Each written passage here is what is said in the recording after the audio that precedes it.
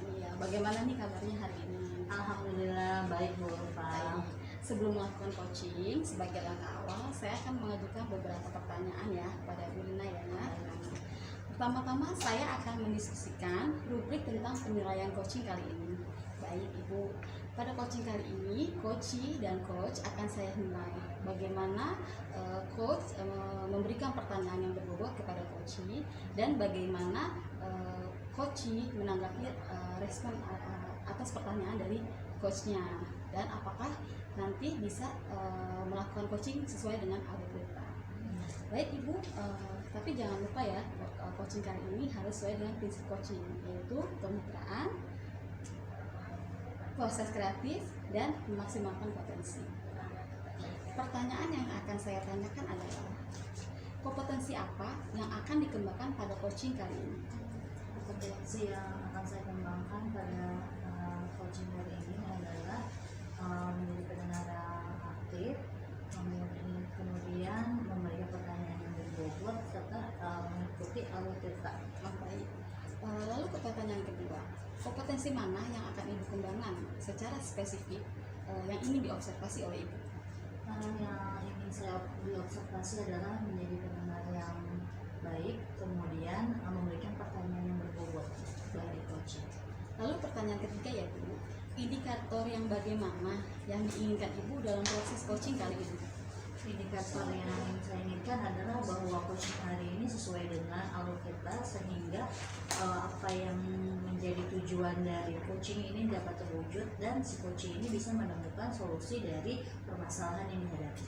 Baik Ibu Bu Rina, demikian dulu ya praobservasi kita kali ini. Silakan Ibu melakukan coaching terhadap coaching ya.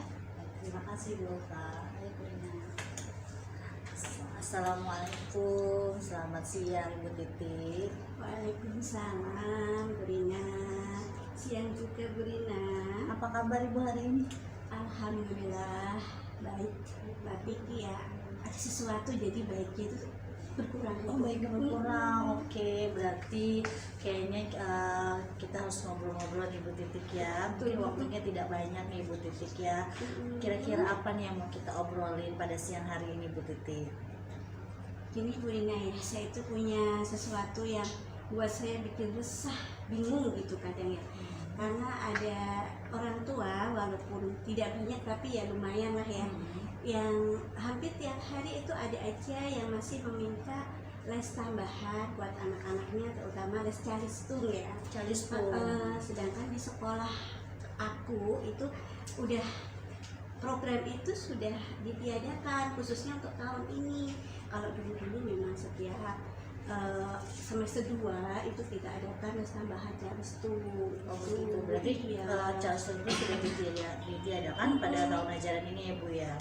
Oke baik, jadi tujuan atau harapan apa nih yang Ibu ingin dapatkan dari obrolan kita hari ini?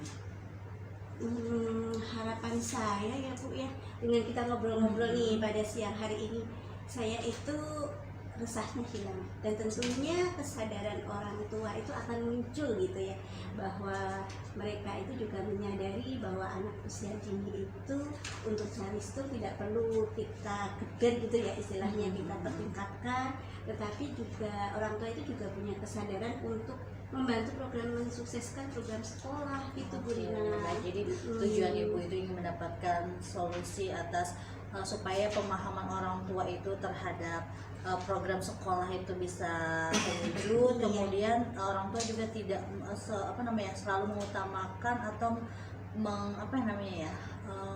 mengutamakan calistung ya, untuk supaya bisa baca tulis di SD gitu ya Ibu ya. Oke baik Ibu. Nah saya mau bertanya nih sama Ibu, kira-kira hal tersebut apakah sudah disosialisasikan di sekolah dengan wali murid? Kalau disosialisasikan sudah ya Bu ya, karena di awal tahun ajaran itu kami sekolah itu sudah memberikan program-program sekolah, terutama calistung ini ya kita kasih tahu ke orang tua untuk di semester 2 itu sudah tidak ada lagi program pembelajaran tambahan untuk calistung yang diadakan di sekolah begitu Bu Lina. Sudah ditiadakan ya Bu ya, Iya, sudah betul. disosialisasikan juga.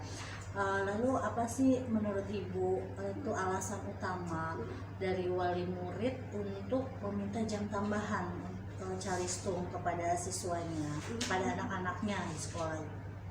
Kalau saya pikir-pikir ini masih ini ya Bu, suatu tradisi atau pembiasaan dari orang tua yang di masyarakat itu sudah lama mereka punya pemikiran bahwa anak itu kalau masuk SD itu sudah lancar baca tulis, terus juga bisa lancar berhitung karena dari ya sudah lama ya itu berlaku seperti itu Bu, di masyarakat itu. Jadi kayak sudah jadi membudaya gitu loh Jadi Bu. budaya ya. Iya. Nah, lalu apakah ada hambatan nih Bu dalam memberikan informasi kepada wali murid tentang bahwa di TK ini sudah tidak perlu yang namanya calistung gitu ya, atau pelajaran calistung itu? Kalau hambatan ya itu tadi ya, karena mungkin sudah membudaya, jadi kayaknya orang tua itu ya seperti mendarah daging gitu ya. Kalau anaknya itu harus bisa calistung nih kalau mau masuk ke SD gitu.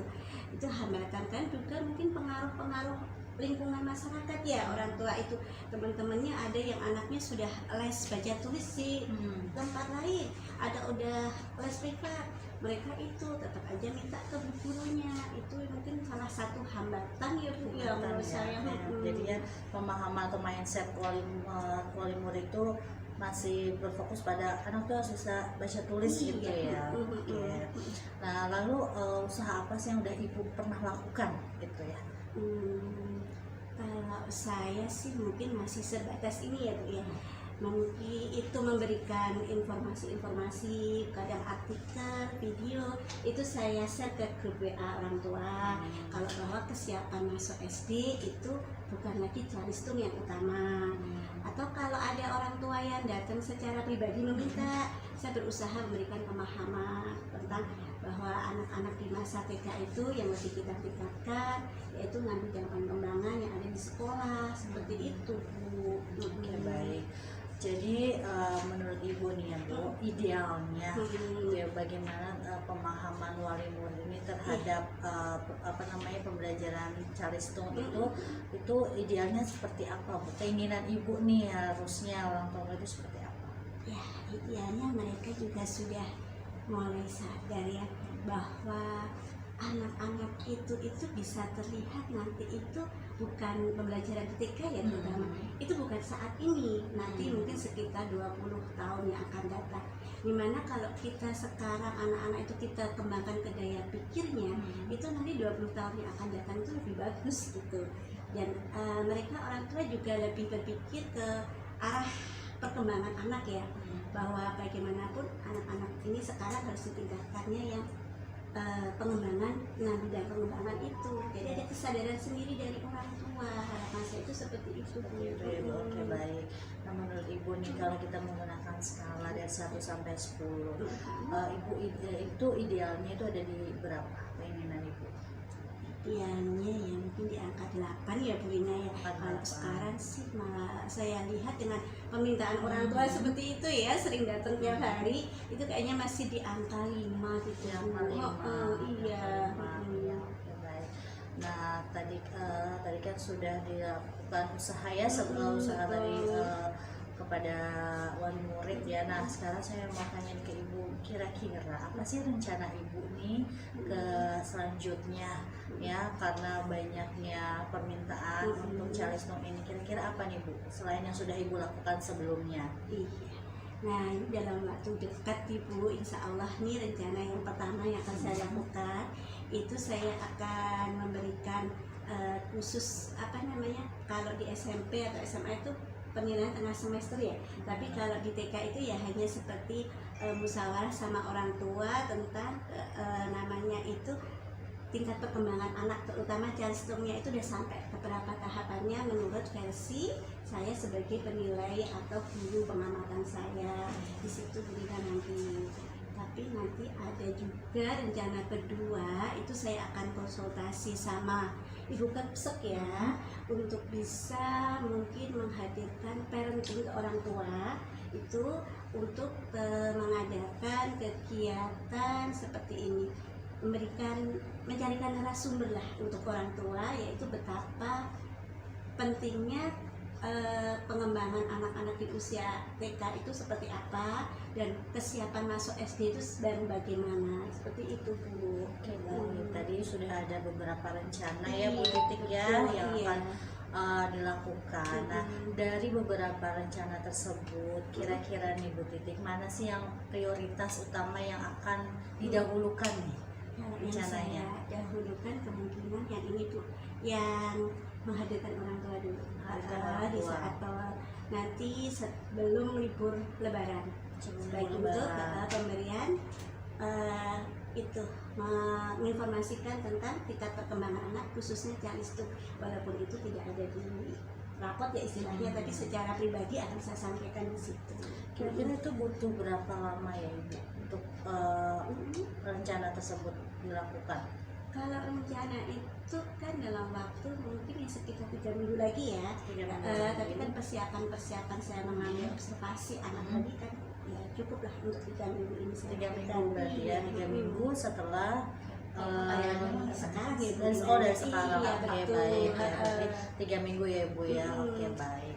Nah, terus ini Bu, kan kita sudah ngobrol-ngobrol nih ya Bu, kira-kira nih Bu, apa sih udah Ibu dapatkan dari obrolan kita hari ini?